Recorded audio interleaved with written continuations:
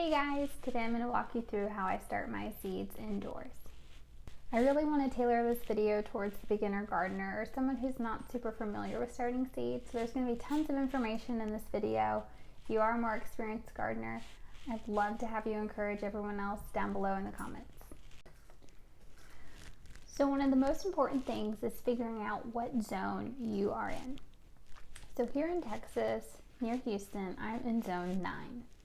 So the easiest way to figure out what zone you're in is to search on the internet what zone is, and you can type in your city or your zip code.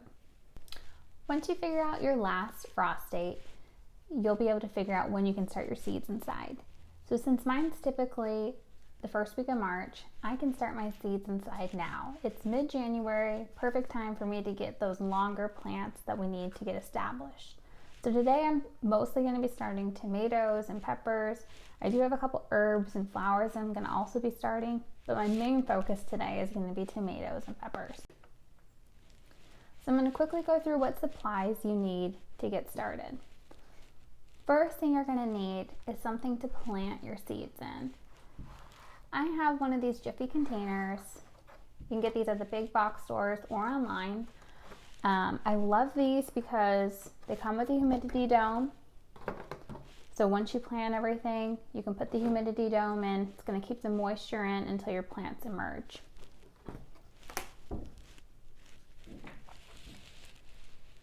Now, the pallets, they're just fun. So they come in a compressed dry dirt.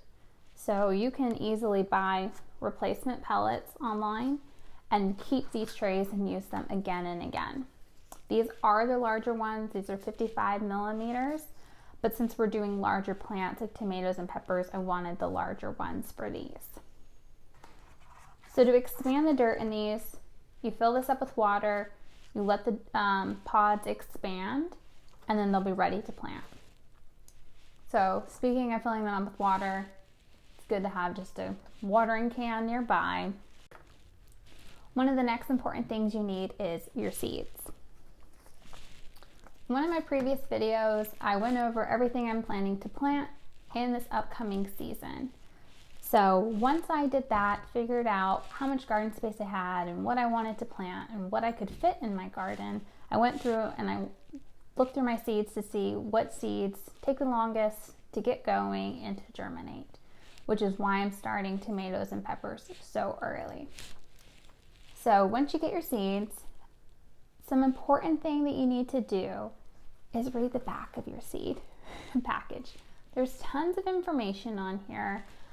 I think a lot of times we search the internet looking for what's the best way to do this? How do I need to do this? How should I treat my tomatoes? When should I start them? And all that information's on the back of the seed packet. Some important information that's going to be on the back of your seed packet is how many days does the seedling take to emerge once it's germinated, what kind of temperature they like, and how deep to actually plant the seed. It's going to just save you tons of questions that you already have. The next thing that you need is a must. It is going to be something to distinguish what you are planting. This Jiffy pack does come with a couple of these plastic labels that you could then put in your row and say that you're planting cherry tomatoes. It only comes with a couple of these, and so I actually have popsicle sticks that I bought like a pack of 300 for like $3, and I've already pre-labeled these, so once I start planting them in the cells, I'll just be able to line everything up. You may not be starting as many seeds as I am today, but I promise you, you will not remember what you planted.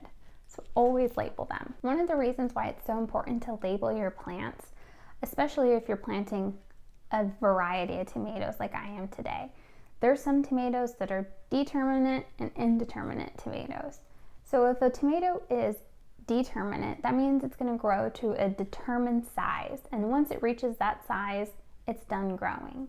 So those tomato plants, like my Roma tomatoes that are determinate, I'm not going to prune them at all. I'm just going to let them grow. They're going to become bush-like. There's going to be tons of flowers, tons of fruit on them, and I just let them be. My indeterminate tomatoes, those are the ones that are just going to keep on growing, getting taller and taller and taller. Those ones you typically prune because you're going to want to create more airflow, especially somewhere like here where it's super humid. The more airflow, the better. So if I don't label these and I forget what's what, I could accidentally prune my determinate tomatoes by mistake. Before we get planting, I want to talk about some things that I think are really important on starting seeds.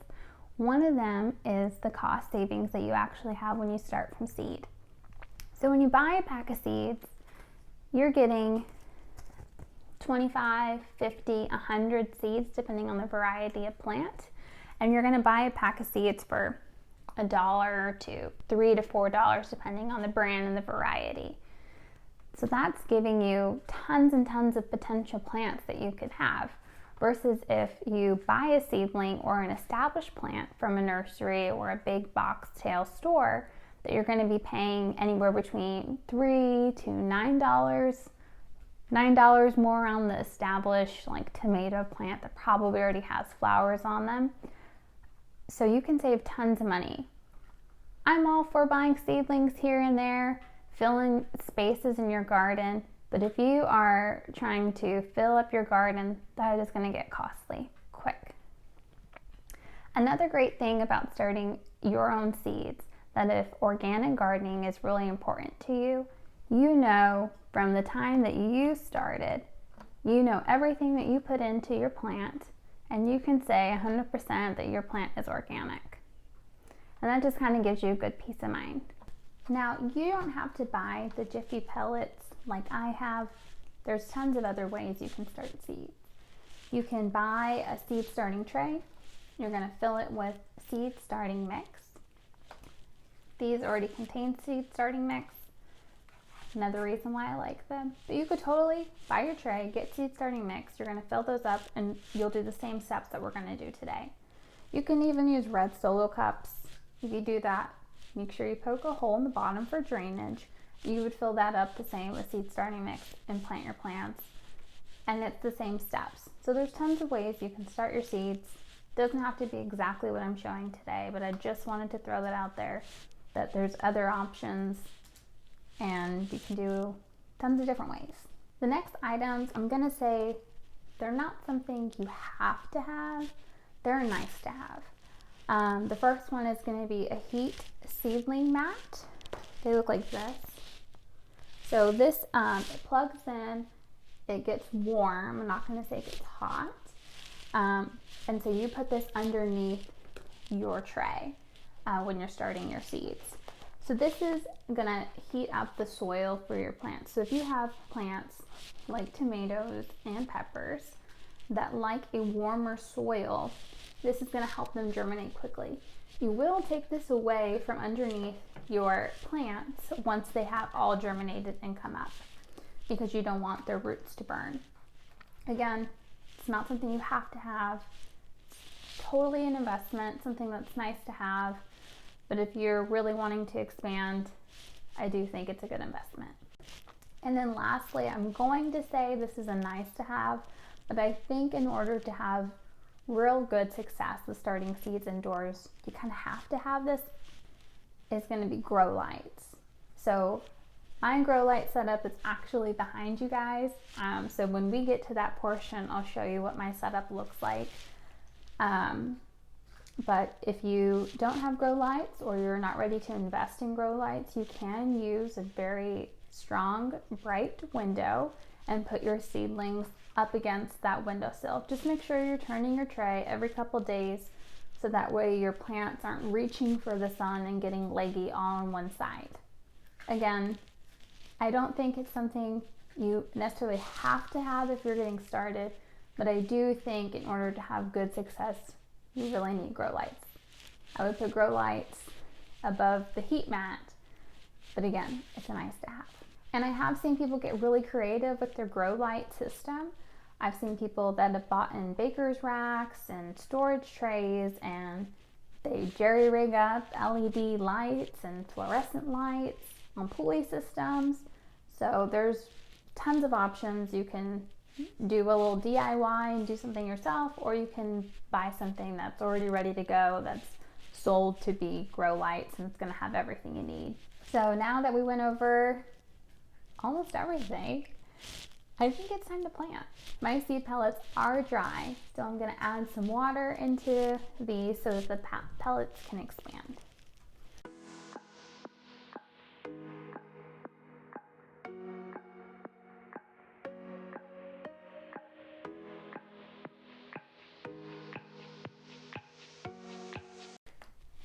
Okay, now that these have expanded, that we've added the water, you can see that they've drastically grown in size from the original little peat pellet we had.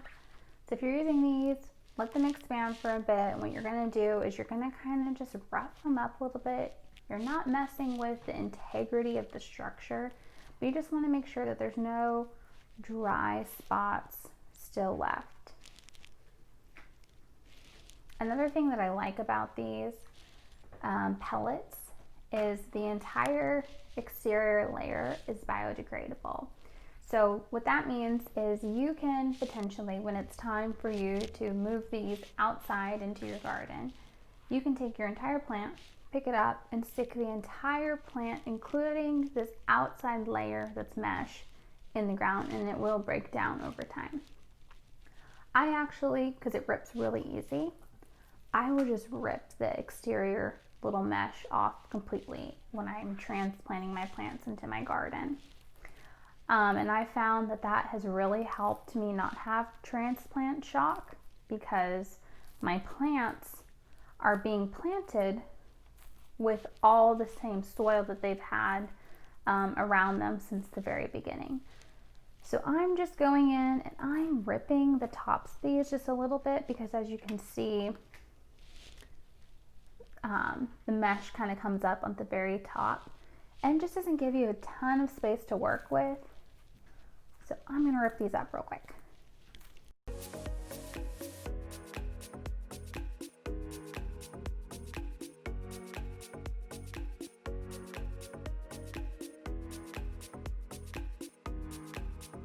Okay, now that I've kind of given these a little good little zhuzh to them, and the soil is nice and damp and loose, I'm going to take my popsicle sticks.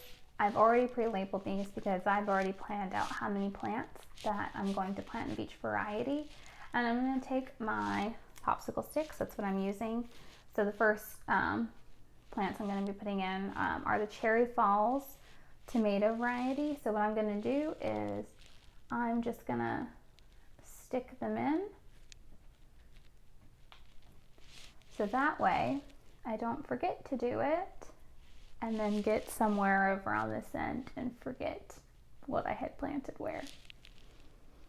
Again, I highly encourage, if you're gonna start seeds inside, to label them before you put the seeds in the dirt. Okay, let's do it.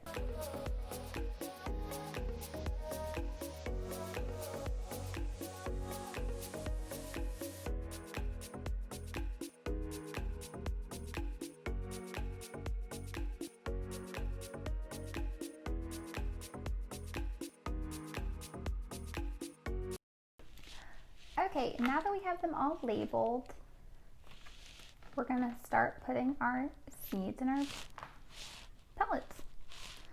So I have a row of Cherry Falls tomatoes that I'm gonna be doing.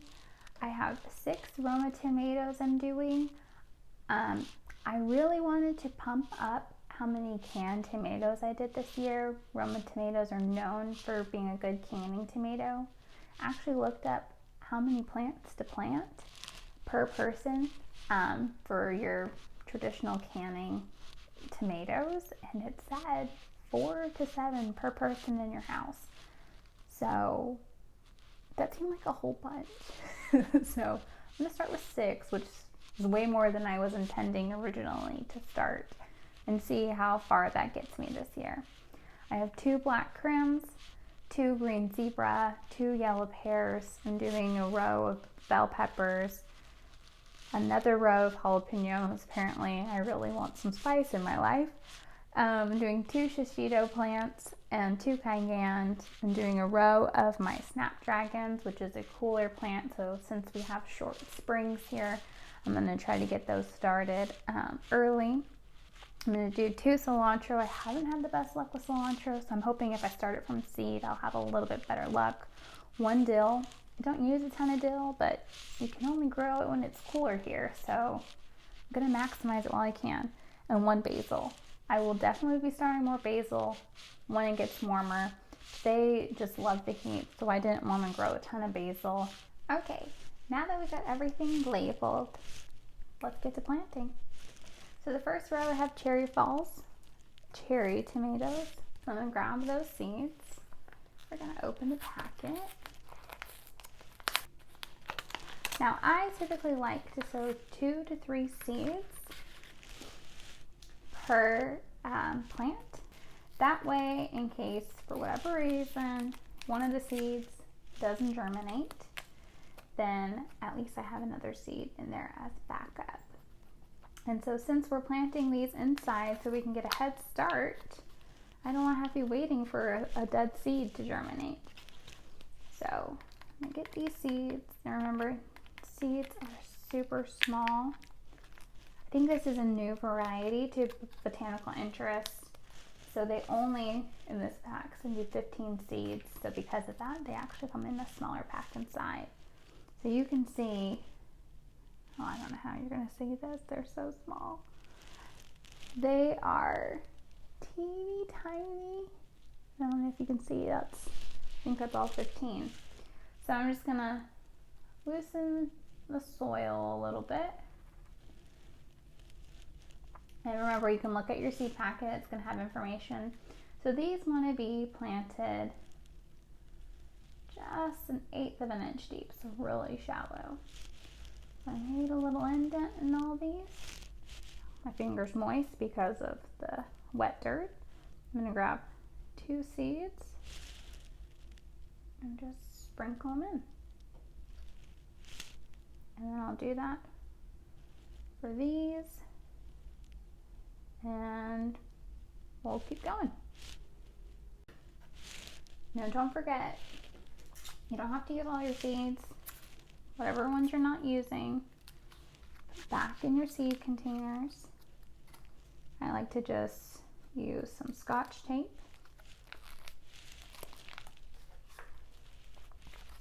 And reseal my packs. And then I keep them in my seed storage. Guess I'll link that video below too. So it's going to be the same thing for all of these cells. So I'm not going to talk you through them, but I'll let you watch it.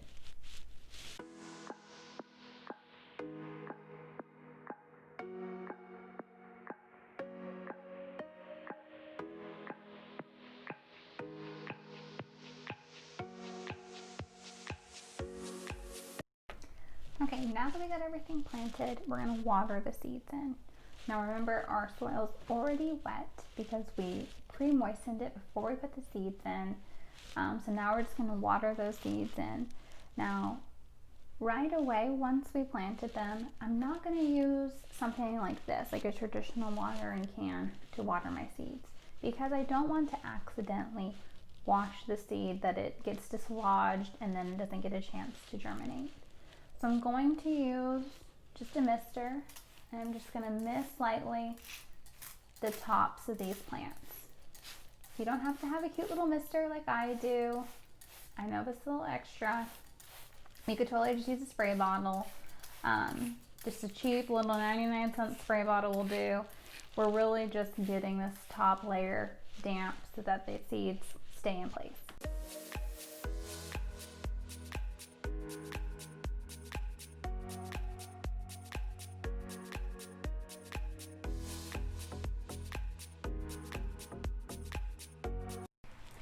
Okay, this is what I have for my grow light setup.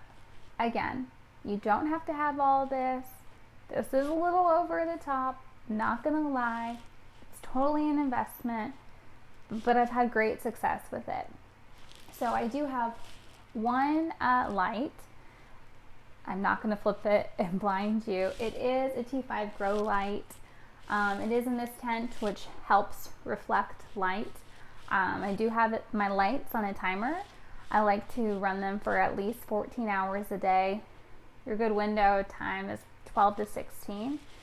So I do that for 14 hours a day. It's on a timer. I don't even have to think about it. It comes on, it goes off all on its own. I'll show you a little bit more on the inside. I do have 2 oscillating fans in there because it does get warm because of the grow light and the reflective. I want to make sure that I have some air circulation in this tent.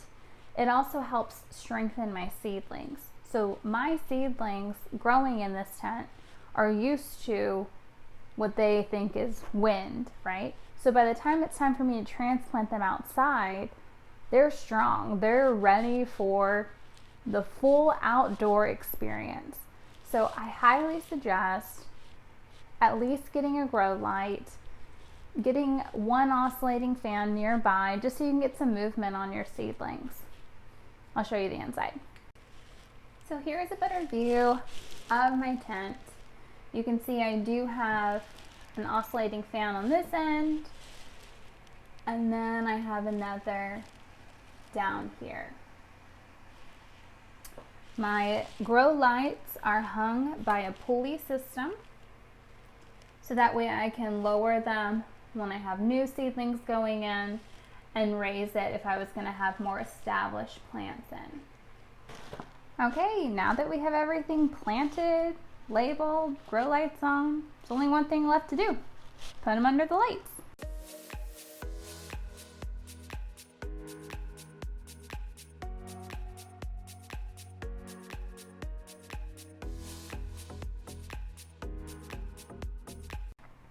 Well, thanks for getting some plants started with me inside. Let me know what you're planning to start indoors. I'd love to hear it in the comments. Thanks for hanging out with me, guys. I'll plant with you later.